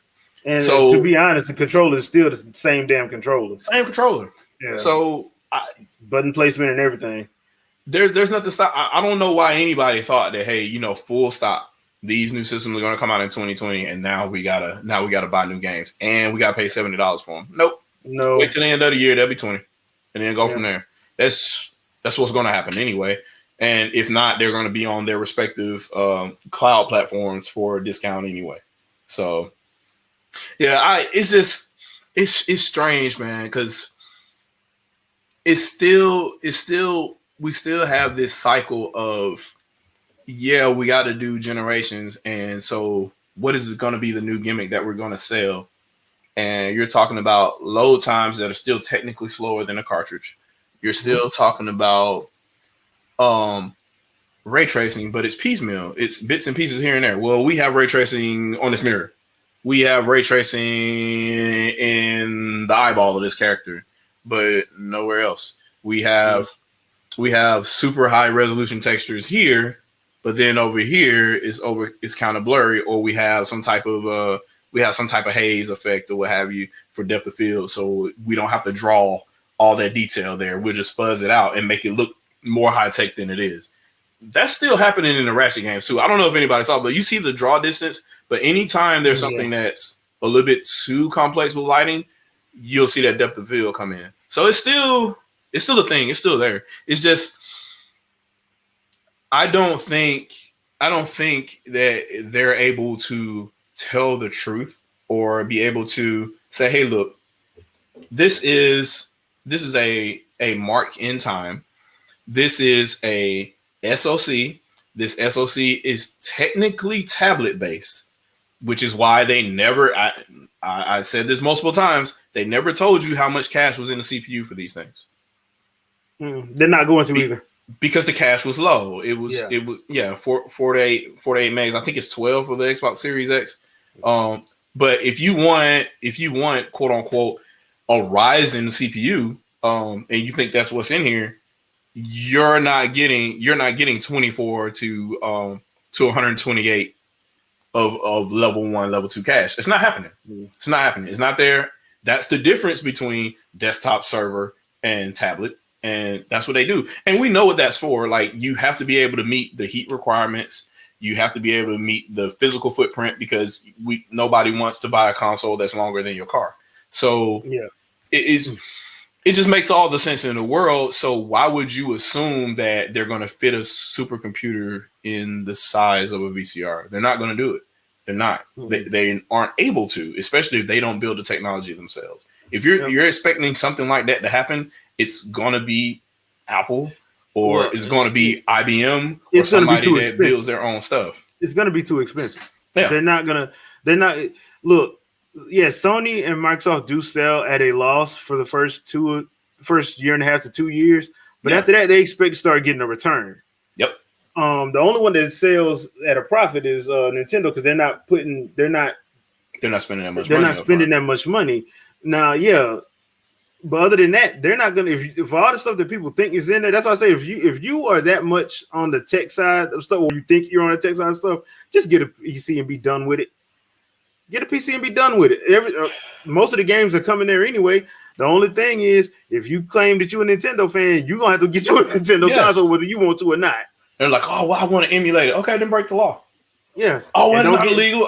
Yes, it is. Read your copyright law. Yeah. Read the copyright. And they're like, oh, well, I don't live in the United States. Oh, there's international copyright too. Like, yeah. They have lawyers in every country for a reason. Right. And soon, the second you stream, which a lot of people do that, the second they stream, they get caught. Straight up strikes. So, I mean, folks do what they do, man. It's just, I feel that a lot of those conversations, when they're had live like this, they don't really work that well. It only works well when you're on a forum and on Twitter, so you can just kind of go back and forth, tit for tat, and then go Google everything somebody just said. Like, no, can't. You can't. Well, the other thing too is, like, me personally, it's depending on, like, why are you playing games? Like me, I play video games to de-stress because I have a full-time job, so I play it to de-stress, and it's a hobby. That's what it's supposed to be. That's why I hardly ever go hardcore into the technical aspect, because I just don't want to talk about it. I really talk about the gameplay. Exactly. Because it's too many games that quote unquote look great that aren't great. Boy, do we know that. Like, you got folks out here like, oh, I need this, and this, and if you're not this many frames per second, blah blah blah. I'm like, man, it's mad slowdown inside of Mario vs. Rabbids, but damn if that game ain't fun. Dude, Mario vs. Rabbids has the best diss track ever since the Great Pooh and Comic Fan. That's hilarious. I'm sorry. Tom Fan provided the greatest Mario diss track ever. Yeah, he dissed the hell out of Mario while singing opera. He was like, look, Mario gonna kill me anyway. Let me just go ahead and get this out the way. Let me say what's really on my chest right now. Yeah. Let me get this. As a matter of fact, I'm gonna even put in a fake Mario Kart cardboard cutout. Yeah, he's like, as a matter of fact, I got a list of extra disses from Bowser that he never got to say. I'm gonna go ahead and say them too. He's like, Mario, you a fat motherfucker. Dude, it's like the hit 'em up of video game disses. Like, really, bro? Pretty much. But somebody said Death Stranding, and they're remaking Death Stranding again. Like, they're trying. Director's cut. They're trying their best to make money off the game. It's not. They're gonna it's gonna be the Kojima Snyder cut. I don't understand. And so I thought that game sold well for the way people were acting. Apparently not enough. The budget apparently was still pretty big, even though he left Konami to start. I thought the whole point was he had the game engine up and running, so it shouldn't have been that expensive. And from what I understand, Norman Reedus kind of went under his normal. Yeah, he took a pay cut, but to do that, he took a pay cut. They didn't say nothing about Lea Seydoux, Mads Mikkelsen, Guillermo del Toro. They didn't say nothing about them. Yeah, still got to pay him. So I'm over here like, you got all these stellar performances, and I'm just like, but the girl that voiced Pyra and Mithra was great. And she's not known like that. I don't think she's acted in anything in any actual movie or anything like that. That was her first job. Her first job was that, and she nailed it. She nailed it for 3 games. She nailed it for XC2, Torna, and Smash. Because she came back and did it for Smash. So budget, man. I don't understand. So especially when you have like great voice actors that do this for a living, like you don't really need to get, because you got to think when Samuel Jackson comes in on a video game, they paying him his rate. Yes. When Angelina Jolie comes in, they're paying her rate. So if her rate is $5 million for her whole period, guess what they doing? Just get Tara Strong or Cree Summer, or they're Jennifer way Hale. cheaper. They'll give you what you. Yes. Do you want to have that conversation? Do we? No, we don't really have to, but we can if we want to. the change from what AAA used to mean to what it means now. Because it used to mean the quality of the game. Now apparently we're going down budget list, and I'm like, if we're going down budget list, then show us how much the game costs. Like truly, the only game that I know gonna do that. The only game I know that cost a lot was Destiny, because Activision was quick to tell everybody this cost us $500 million. Yeah, we're gonna get our money. Goddamn it. So how do you if that's the new thing now? If the budget is there, then why don't we see costless or build the materials of how much it took to all the journeys and safaris that you did to take pictures for textures? Like, well, that's the other thing too. They're not going to divulge that because that's like private information. You really don't know how much some of these celebrities get for their voice acting. Like, you don't know how much Sam and Angelina them make, because they try to keep that as just call and find out. That's they try to keep that as close to the vest as possible, even though they A-listers and they pretty much command how much they get. It's one of those situations where they don't want that jump becoming public knowledge, because then you have the Robert Downey Jr. problem where people found out he made $100 million for Infinity War and Endgame. You don't really want that. You don't want people knowing that. That's like you don't really know. You don't want a lot of people knowing that. But the thing is, a lot of times, like games, it's not a good idea to say that. It's just not a good idea to say it. Now, Call of Duty is going to be a lot of money, because usually they're getting Tony Todd and they're getting at least 1 or 2 A or B list actors to come in, and then they got to pay the people that do the commercials, because they paid for who was it I can't remember that kid name. Which Call of Duty game was it? It was 3, where they paid. 3. Yeah, that's where they played for Dwight Howard. They paid for I forgot what the other celebrities they had. They paid for Megan Fox. They paid for you had to pay them to show up. Yeah. So Ice Cube was in one of them, I think. Yeah, Ice Cube was in one of them. So it's one of the situations you had to pay them. Not Ice Cube, Ice T. I'm sorry. Yeah, and you have to pay them. And they're not going to they're not doing this stuff for free. They're not doing no pro bono. You're gonna pay them for coming that day. So that goes into that. So I just don't. So and then the other thing too is the other people that you actually have to pay too, because since this is an official AAA game, it's actually a really big global project. So now you're paying people all around the world, France, Belgium, wherever, that you developed this game on, and y'all sharing assets and Photoshop and wherever, and throwing it all around. All the lines they got to read, like Turdy. You're absolutely correct. Final Fantasy 7, because they had to go through. You took a game that was not voice acted. Now you have to voice act everything. Everything is an orchestral arrangement now, so you got to pay the symphony. They have a symphony. You have to pay them. You have to pay all the voice acting, all of it. Yep. So yeah. I mean, I don't even know how you even say that anymore. And I think that's probably the best comment down there is they end up being trash most of the time anyway. Yeah. They over budget, overinflated, overhyped, and they don't really end up. A lot of games speak better on how they play. Just go from there. And I think Breath of the Wild is like Nintendo's most expensive one. But I think what was it, $100 million? I think they said it wound up being. Yeah, but even then, you're talking about a game that's when they started on development of that game in 2011.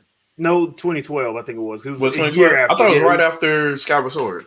Skyward Sword released in November 2011. November 2011. I think it started was 2012. January or February 2012 was when Breath of the Wild started. Yeah, so that's a long. Yeah, that's a long. So they scrapped development multiple times too. So that they ate a lot of that cost. Well, they had to rebuild that engine they were using because it's not the same engine they use in Skyward Sword. Yeah. For Breath of the Wild, they had to rebuild that whole engine. So. Because I think that's going to be their engine moving forward. Using Havoc, that is hilarious, man. But that's literally their name. They're like, hey, we're going to take existing technology and make memorable experiences, and that's been their tagline. That's been in their business statements since the 80s. This is NES. Yeah, NES Game Boy was literally a calculator CPU. I mean, you can't make this shit up, man. and because Gunpei Yoko was using it, and that's how they did it. They made a game. Him and Iwata made a game on the calculator. Yeah, and they figured out some kind of way. I mean, you saw probably you saw modern vintage gamers video, right, on how they did the palette swapping. Like basically, what they did is they created multi-texturing and basically out of palette swapping and memory adjustment. So there was no true DMA on the Game Boy. We could just say, hey, this thing that's running in memory, adjust and move here. There was no kind of control like that. So what they did was they would do an interrupt, and you have places and pages that you can swap in memory that were already still set, and then they will flash and then go back to another set. So you have 4 or 5 different sets of textures at one time that you can have stored somewhere, and then they just rearrange themselves and move around. So what's being visible right now is being shown, but there's a hidden texture here elsewhere that's being filled in another page, and then they swap. It's the type of maniacal programming that you needed to know back then to make stuff like that happen. Just look at the intro to Link's Awakening and the amount of work that happened there, because there aren't multi-scrolling backgrounds inside of a Game Boy game. That is technically not possible as far as the amount of how sprites work on that game. So you're literally creating layers where there are none, and you're changing parts of the screen to create that effect. And it's actually amazing. But that type of programming doesn't exist anymore because now everything's copy paste. Yeah, drag and drop. It's drag and drop. Everybody has an engine. It's all high level programming language. So, and really all those high level, you just usually just going there and grabbing the object and dropping it. Yeah, you're not going in there and doing the code for it. You're not doing that. Not anymore. Used to. I mean, maybe Nintendo still does it, but depending on the project, if it's big enough, like they got a team that they'll work with Monolith and say, "Hey, build this engine for this," and then we'll build a game around it, kind of situation, versus them even dealing with any of that kind of stuff anymore. But they used to have different departments inside of Nintendo specifically for that. Like they're just, "Hey, here's a new tool over here." That reminds me, because didn't Monolith start going like a ridiculous hiring spree? Yes. Last couple of years. They have plussed up. So I'm wondering if they got like a couple teams just look, I need y'all to work on engines. That's all y'all doing. They do have they did so SPD got rolled into EPD, if I'm not mistaken, a year or two ago after you're talking about when they after did the all the buildings merged in Kyoto. Oh, you're talking about after right before the Switch launch, when they did that big restructuring or whatever. So now Monolith hires both in Kyoto and in their original studio. Mm-hmm. So basically, if you get hired for Kyoto, you're working directly for Nintendo. You're going inside to go do stuff for them. Yeah. So so now that we know that that's the case, like Monolith is a permanent fixture of Nintendo at this point. So I mean, they saved them. Yeah, they say it's funny. They saved them. They pretty much helped Platinum get out of bankruptcy with Bayonetta. Yep. I was like, okay, that was smart. And then I'm like, yes, that's. And you would have never thought that some of the biggest RPGs on Nintendo hardware, I mean, of any platform really, because Xenoblade Chronicles X is still doing God's work in my opinion. Like that's Yeah. like in 1 gig of RAM, like you can't beat that, man. Like Yeah, 'cause nobody else is doing that. What was it, like 1.9 gigs of RAM? I think it was when it's all said and done. Yeah. So what? So Wii U only has 2, right? Yeah. But it's only 1 while the game is running, and unless they were able to tweak the firmware, you might be able to get 1.2 gigs at a time out of it. But they streamed everything into 1 gig of RAM while the game is running, and that's amazing to me because that's technically fixed hardware as far as the CPU goes, because that's not a how can I say this? There's no simultaneous multi-threading on any of those CPUs on the Wii U. Not that I've ever read. Man, I never read they said they were just able to make those tasks work. And I mean, I haven't seen a flyover that impressive in a game. When you sit up and you play Xenoblade Chronicles X, that game. To be completely honest, I only had an issue twice in that game with visual fidelity and frame drops, and that was when I was fighting something that was way too damn big and I couldn't even see it on all the screen. So Farsis, definitely Telethia. Telethia was one of them. Telethia was one. Damn, Telethia kicked my ass. Too much going on when you fight Telethia. So too much. And it was one more, but other than that, most of those giant monster fights smooth. Vast majority smooth. So even when you get your Ares, smooth. So I'm still like not till them at night.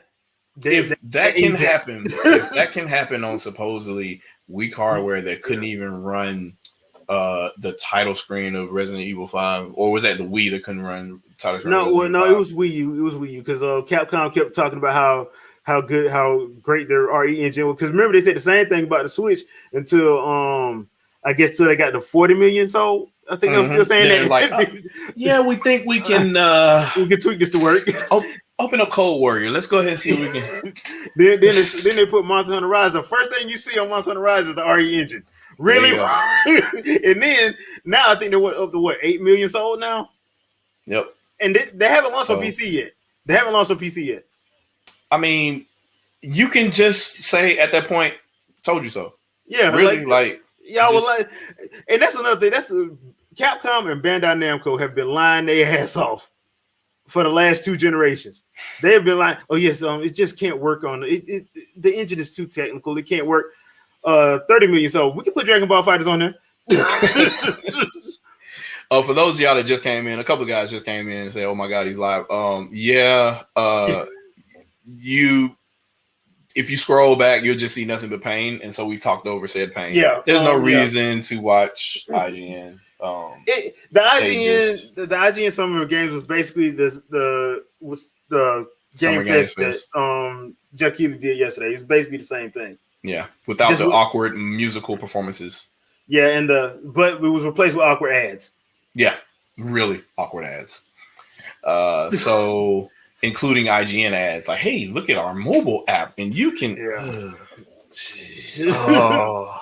My head hurts, press, man. My head hurts. Yeah. I'm just trying to figure out who's going to step up and replace these guys. So there was a threat. They all got left. They all got the people that you thought was going to take them out. Oh, they got disbanded too. Long time ago, there was a threat. Do you remember Planet GameCube? Yeah, I remember them.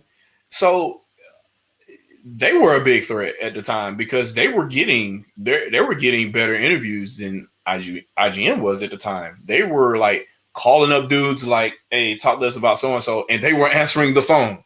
So it's like, I know a lot of them now are behind closed doors and they probably already signed contracts with IGN and GameSpot. But if somebody works their way in there to say, "Hey, look, you know what?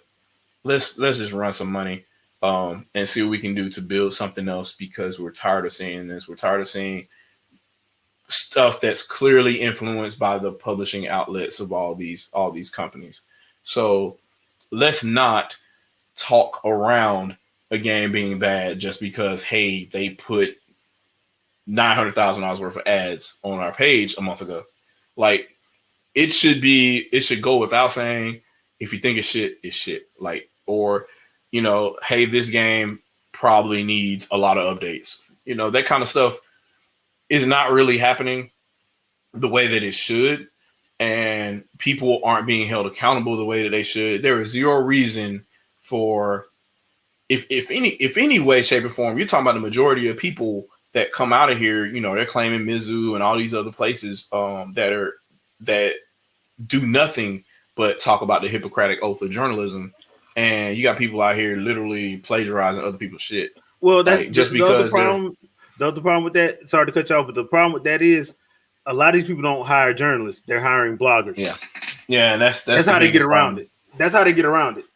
And they're like, "Well, I went to school, but are you a journalist? Do you really seek the truth, or do you seek what you want to hear internally, or what your audience wants to hear internally?"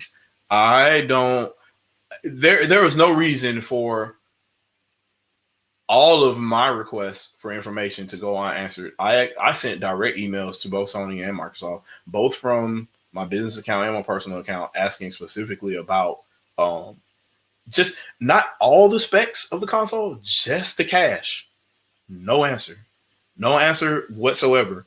And then we get after 2 or 3 months of me emailing back and forth, directly asking that question, then we get a PowerPoint presentation from Microsoft, and they let the cat out the bag first. And they just said, hey, look, yeah, there's only 8 megs of L2 here.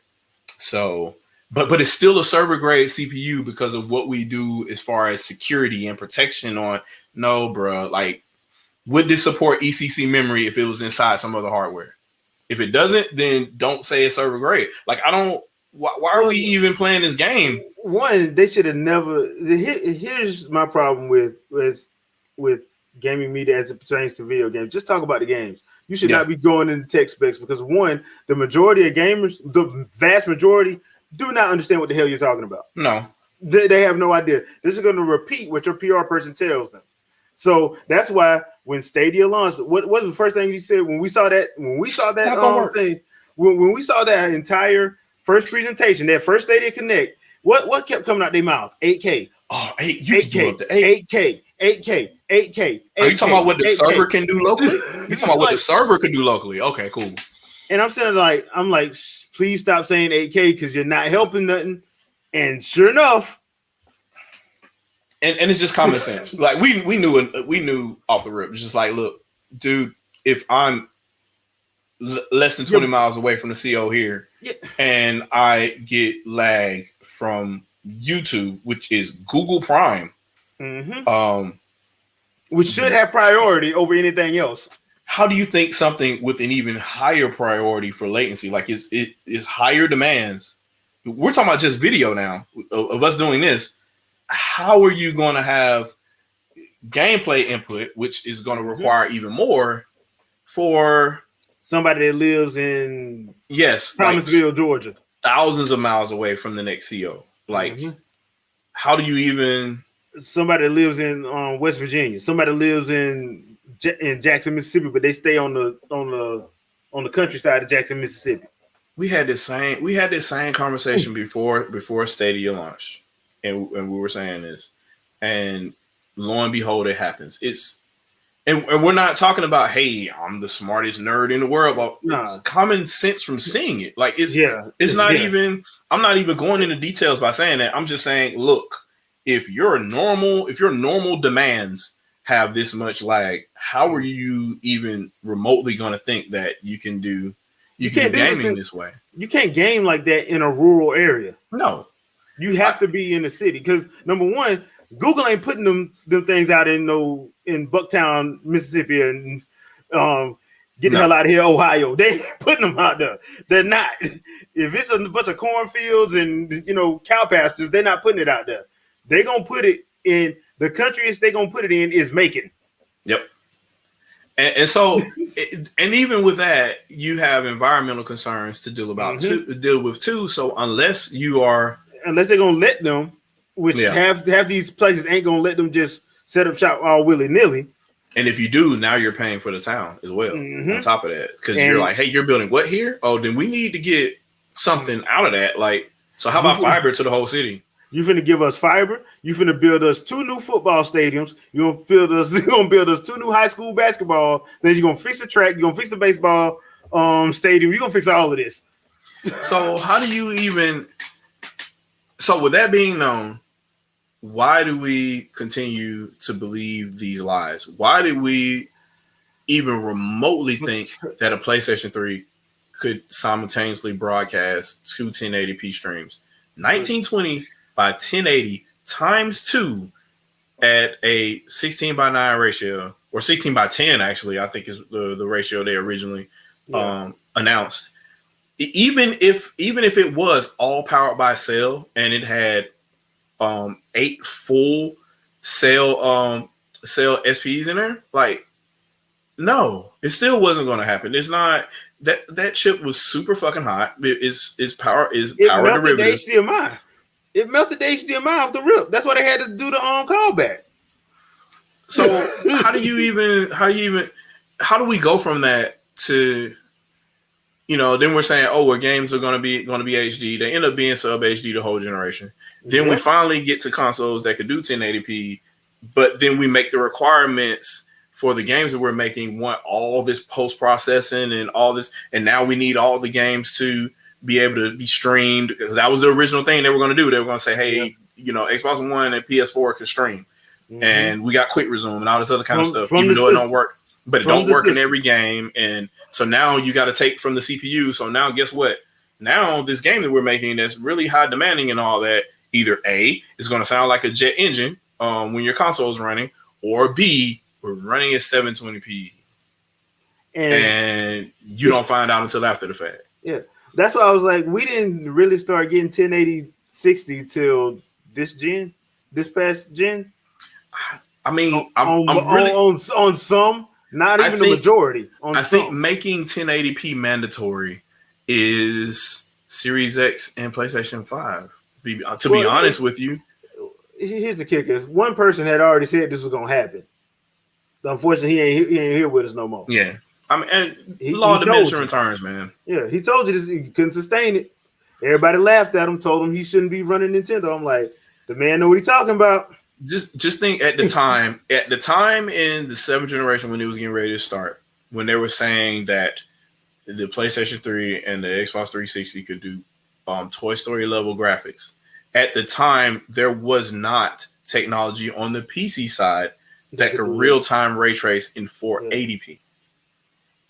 Yeah. This is the reality versus what they're telling you.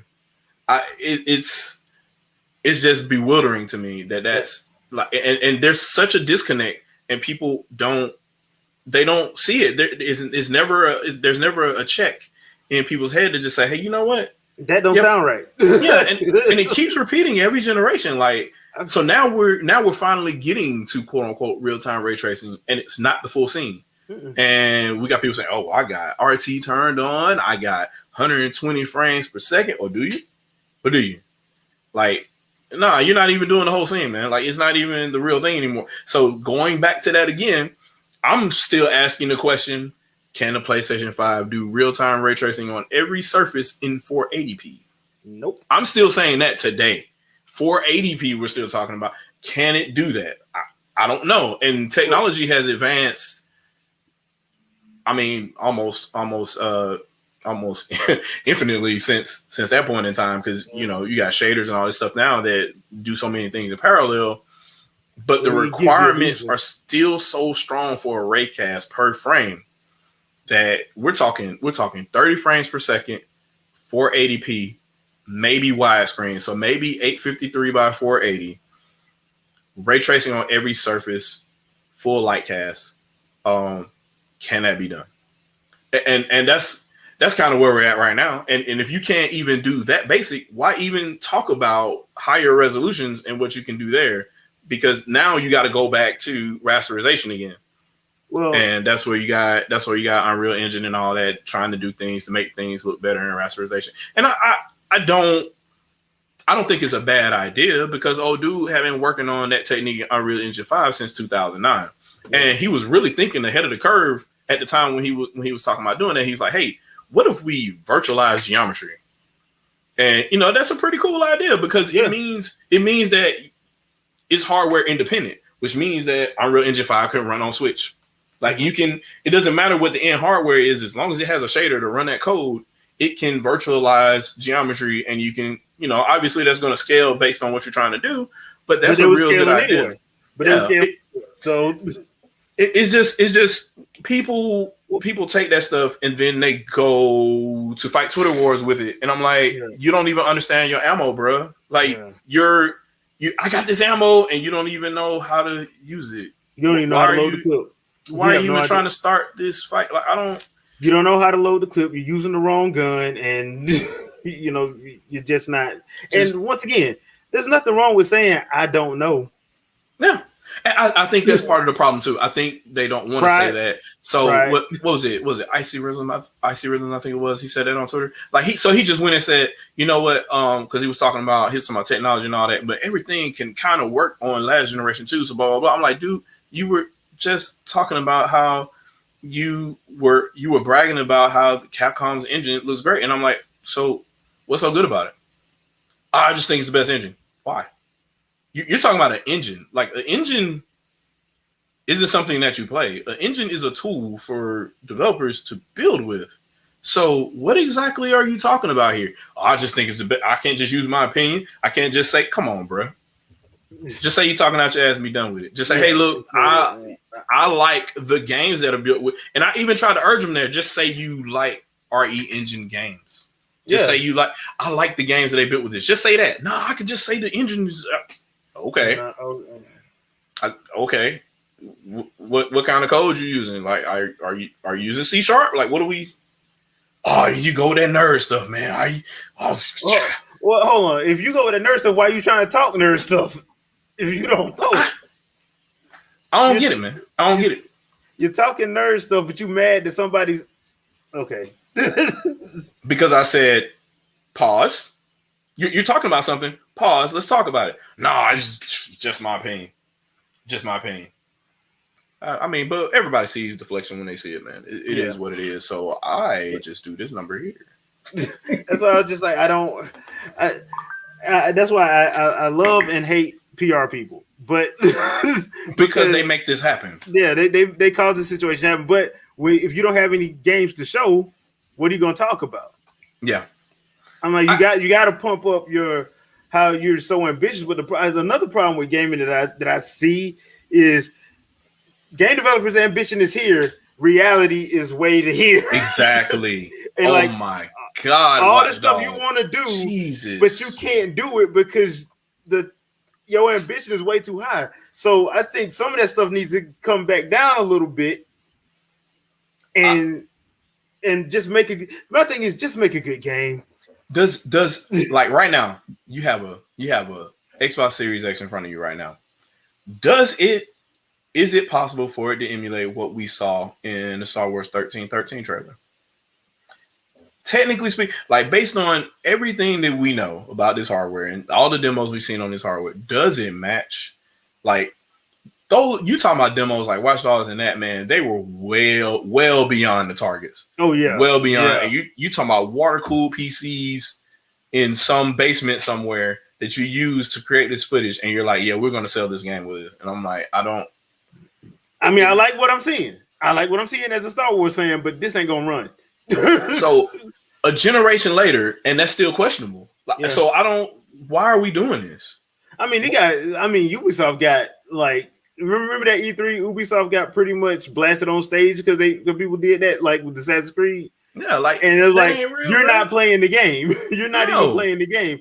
And then in the most beautiful troll move of all time, Nintendo goes and brings out Treehouse Live. Yep. And just like, okay. Yeah, they're playing it. Yeah, y'all see how that happened. Here's the developer, here's the translator, here's the person playing the game, and here's the person doing the questions. Go. So now the press cannot lie and say, "Oh, it was just a mistranslation. We didn't know." Nope, we got the translator sitting right here, next to the developer, live. So there's no time to edit. Yeah, we have the interviewer and we have a separate person playing the game.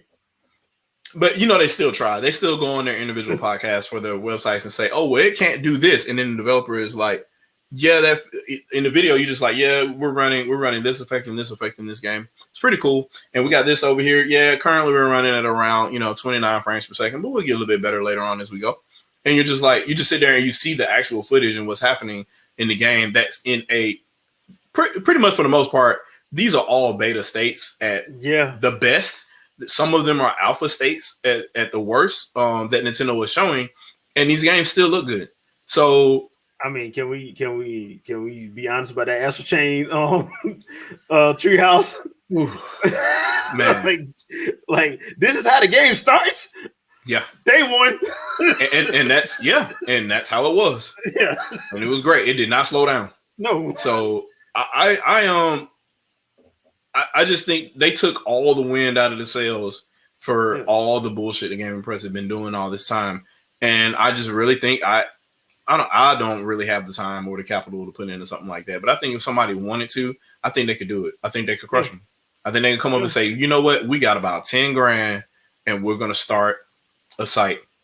Or you don't even have to start a site. You could literally just be on YouTube and just say, look, this is what's really happening. I actually interviewed this guy and I asked him all the questions or whatever. So I don't know where IGN got that from. I don't know why they said this. I talked to them and they said this. Matter of fact, let me cut to the clip of me interviewing them live. Hell, didn't developers start doing that? Anyway, they're like, we didn't say that. They had to put, that's a mistranslation or whatever. And then so they deflect, but they use that as ammunition to say, oh, well, we can deflect and just say it was a mistranslation. Nope. We can just say you're lying now. That's what I said. We can just say you're lying. I will stick by this forever. Satoru Iwata was the nicest cutthroat I've ever seen. Yeah, he gutted him. He was a nice, like, okay, y'all done mistranslated us on more than one occasion. You know what? We're just gonna do it ourselves. Yeah. I like that he gutted them. So now, and they're struggling now because they don't know what Nintendo's about to show next week. And then Shuhei Yoshida just straight called him. He's like, bro, I got 2 Wii U's. It's a great console. My daughter plays it all the time. And dude is like, and he really was on the Miiverse like that. Like, he's like, but I'm Greg Miller. I'm your biggest fan. Like, okay. Don't do me like this. Live. And then like, are y'all fanboys? And boy, that heart broke on live. He put the whole fanboy out on main. He should have used his fake account to make that video. But the funny thing about it is, like, Shuhei Yoshida really was on Wii U like that. Yeah. He was in the Miiverse like that too. Yeah. They should because they're looking at what makes Japan, and they're just over there like, okay, so their stuff is doing well for these games. Let's see why. And then he looks at, oh, this is great technology. We should probably look into something like this. And PS Move was a thing. Yeah. So another thing too is like the console wars does not help them. No. The console wars does not help Sony, Microsoft, Epic, Nintendo. It don't help. It only helps the press. Yeah. So that's why you saw Phil Spencer rail against it for the last 10 years. He's been like, no, the console was stupid. Yep. We all work together. No, I like what Nintendo doing. I like what Sony. You've seen all 3 of them straight up congratulate each other all the time because it's stupid. But people get online and I got to put my chest out because I got me a PS. Okay, whatever. I've never really understood that concept. Like dude, if I feel like playing a PlayStation game, I play a PlayStation game. Yeah. It's whatever. If I feel like playing a Switch game, I play a Switch game. It doesn't make any sense to be that way. Mm-hmm. Now I'm willing to call out their shit, but that doesn't mean that I'll never play their games. Like, no. I mean, I wish Sony had stopped trying to keep up with the Joneses and go back to doing what made them great on Sony 1 and 2 and PS1 and PS2. Yeah. Because this whole trying to keep up with Microsoft, you're not going to catch Microsoft. Microsoft got too much money. All right, Microsoft just got too much money. Man. So Sony had the libraries to end all libraries on PS1 and PS2. They had more exclusive characters to them than I think Nintendo had. And then PS2 definitely, yes. And then they just sold them all and then let it lapse. And I'm like, are you stupid? but they tried to keep up with. They jumped that HD and like we can keep up with Microsoft. I'm like, no, you can't. No, you can't. And then they had to sell half of their stuff because of Microsoft is like, you think you can do? We'll just spend more money than you, right? Yeah, we'll just spend more money. We'll just press the button and spend more money. Now, to be fair, if you try to do that shit with Satella, he gonna act your whole department. So they can't do that now. But yeah, he's making videos with him now. You saw the video, right? He's still gonna cut that department if they don't get in the green. He gonna cut that game division. But he's gonna pimp Game Pass though, because that's his that's his way. Well, his whole thing. That's what he wants it to be anyway. Just Game Pass. His whole thing is Azure. Yeah, his whole thing is Azure. He don't care about this other thing. His whole thing is Azure. So he wants Azure to be successful. And you're right. He's thinking of it as we're Microsoft. We have PC. Put all these games on PC and get rid of the game division. We'll just restructure the game division because we don't need to sell no box. Put them all on PC and call it a day. It's already being nebulous anyway. Like we said earlier, Microsoft of all companies can literally just say it doesn't matter what your hardware is. Just sign into Azure and play your Game Pass games. Yeah. It really doesn't matter. Like at this point, and with technology being the way that it is now, it would not surprise me if you can just log into Game Pass on your Switch and play every game that's on Xbox One and whatever right now. If what I think is going to happen is going to, and it probably will, but just because I think that's why all three of them are getting chummy together. Like I said, Amazon was not taking care of Nintendo and Sony. No. So they're going to jump on Azure. Azure is going to be the infrastructure. They're going, and that way, and to me, it makes sense because that way, from a security standpoint, everything will be smoother if Microsoft handles it because that's what they do. Yeah. So if you have everything under the same architecture, that takes care of that. Now, as far as Xbox Game Pass being on it, no. But what I think is going to happen is they're going to give Sony and Nintendo their own versions of Game Pass. Yeah, and then you just on a case by case basis, they'll decide what they're going to put there. Yeah, and then they'll track the sales accordingly or the logins accordingly, and then put more stuff out based on that. Which is kind of they probably did that with Cuphead too. They're just in there looking like, how many people playing this? Let's take a look. I'm Microsoft. And I know that these games that I got don't appeal to my fan base. You damn right I'm going to put them on other platforms. Why not? Yeah, I'm going to put Ori on the Switch and the Sony on Sony platforms. Why? Because more platformers are there. That's there. Any RPG, JRPG, that's there. Like I said, I'm surprised Kazoo ain't on Switch yet. To be honest, I'm surprised. They're holding that one close to the chest. And that might be because of some old legacy beefs of when they originally purchased that. Yeah. So whoever was originally behind that deal, they're still there and they don't want to let that one go. I don't think he cares. I don't think Phil Spencer cares because Banjo's in Smash. I don't think he cares. Yeah. I guess the only other issue with that is that the Ken Lobb team and everybody else that moved over, whether they're willing to let it go. Yeah. That might be the only, and it might take Nadella to just say, "Oh, you will. You have no choice." Yeah. Because at this point, it is like me and Andre, we've said this time and time again. Microsoft, if you're not going to use the Rare catalog, just give it back to Nintendo because they'll use it. Hell, Retro is right there. You think they're like, hey, we got a shooter engine, Jet Force Gemini. You think Retro won't do it? you really think Retro won't redo Jet Force Gemini? Please, they'll do it in a heartbeat. They'll do it in a heartbeat. Man. That's what I'm like, dude. We should be on Jet Force Gemini 7 or 8 by now. We should be on Killer Instinct 6. We should be on like this. We should be on Perfect Dark 4. And Perfect Dark by now should have crossed over with Halo. Yeah, or Gears, whichever one. I'm like, dude, they have too many. Just off the Rare catalog alone, they would have been straight, but they've refused to use it, and it's racking my brain as to why they refuse to use it. It's just racking my brain. I don't get it. They went from just making them a Avatar factory to now, hey, you're going to make this seafaring game, and it's going to be basically a game as a service, and Yeah, which there's not. some other game out here that you're working on, and you don't even know what the crux of the game is, and they don't even know. Like, how do you not even? So you just developed some characters and made a footage reel. Yeah, and there's no game. And then the director left. The director left on that one. Remember? I mean, what has this industry turned into? For real. Like, I thought, make good game sales. You have money to go make more good games. Yep. I really thought it was that simple, and apparently, it's a little bit more difficult for people that they want to put other things out there to sell games or use. How can I say this? The social conscience of other people to get them to purchase games versus the game itself selling on its own merit. Yeah, but it's weird stuff, man. It's funny, but on a bright note, people, all our Castlevania fans that y'all like that anime they put out on Netflix.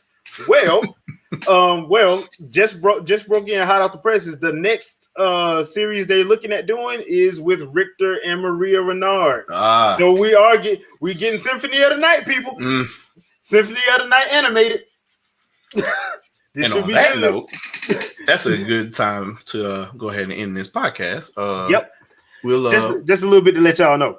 Yeah. We'll tag team later for the rest of E3 here, but yeah, man, I'm always gonna be punching up in 2021. These folks, they're not doing what they should be doing. So if they've you're been doing it for the last 15 years, it's so frustrating, man. So I'm gonna call them out. I'm gonna be doing more videos when I do get time, and that's just gonna be it. And they'll just be salty. They'll sick their little fans out at me or whatever, and do whatever they got to do. And we'll just go from there. But as far as I'm concerned, we've seen it happen for far too long, and more people need to be educated on this BS, man. Like, don't play games, man. Play games to have fun and not to impress other people. Please, you shouldn't be having these people tell you what you want to play. There is zero reason for people to be like, well, the guy at GameStop told me, because the guy at GameStop heard on the website, hey, this is going to be good. And the guy at GameStop got a directive saying, pimp this game out.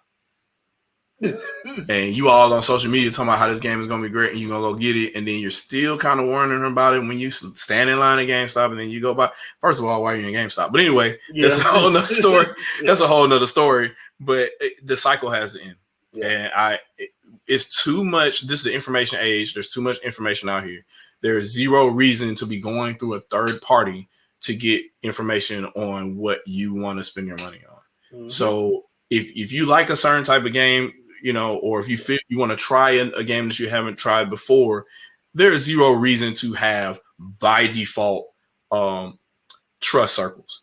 I don't trust me. I put out information. And so if I put out information, look at the information and see if I'm right or I'm wrong.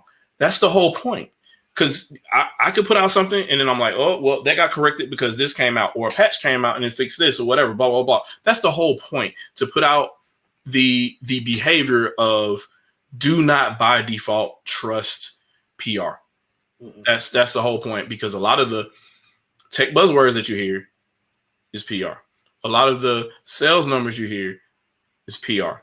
And to be honest, from a business standpoint, a lot of those sales numbers you hear, they're never going to tell you what the real, true, accurate numbers are, because that will tip off everybody else. That's why when Patrick was always saying stuff, I'm like, dude, he's not sitting in the Wii U boardroom. He's not sitting in the Microsoft boardroom. He's not sitting in the Sony boardroom. Do not take him at his word. And number one, that's a massive conflict of interest. But yes, huge conflict of interest. Like, how are you not disbarred? So I guess the other trigger would be when you hear a newsroom release that says such and such game or such and such division within a gaming arm has made this many dollars in revenue. They were not in the black during that period. They lost money. Yeah. Just always know that when you hear it, they will focus and they will specifically say revenue. They won't say profit. They won't say what the total operating cost was of whatever that project was or whatever that period was. They'll just say, hey, we put in this much of revenue. Yeah, making revenue, that's just meaning that the product was sold, but did you make any money on it? and money came in. It just doesn't say that it balanced out or netted you profit. Yeah, just kind of peak game. So that's all I want this to be about anyway. That's the whole point of this channel. To go forward from there. Y'all hear me. I come in and out. I try not to be on top of whatever the new rumors are on top of YouTube or whatever. I'm just like sticking to whatever facts are there and like, hey, you know what? I don't see anything that points to a Switch Pro. So I'm not saying anything. And all the things that I think don't point to a Switch Pro, I'm putting those out there. Because why should I jump on top of this when I don't feel confident in it because there's nothing concrete holding it up? But no, go ahead, Jay, man. Just tell them about your channel, man. Oh, yep, the Winging It podcast and gaming channel. We're going to be doing E3 this weekend. Pray for us, and we're going to be doing that this weekend. And we are starting our Twitch channel too as well because we're going to be on the YouTube channels and Twitch doing our E3 live reactions. We're going to have some guests come through, some of which love to talk about Baby World with us for some reason. What can you do? But other than that, we're gonna have some fun. So come check us out Saturday, Sunday, Monday, and Tuesday. Since Nintendo want to go last, I don't know why they're doing this to me, but just come through, check us out, share, like, subscribe, all the other good stuff. And we're gonna see you this whole weekend.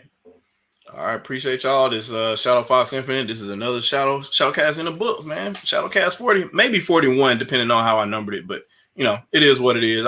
Everything's random. Fuck this shit. We out. Yep. Have a good one. See ya.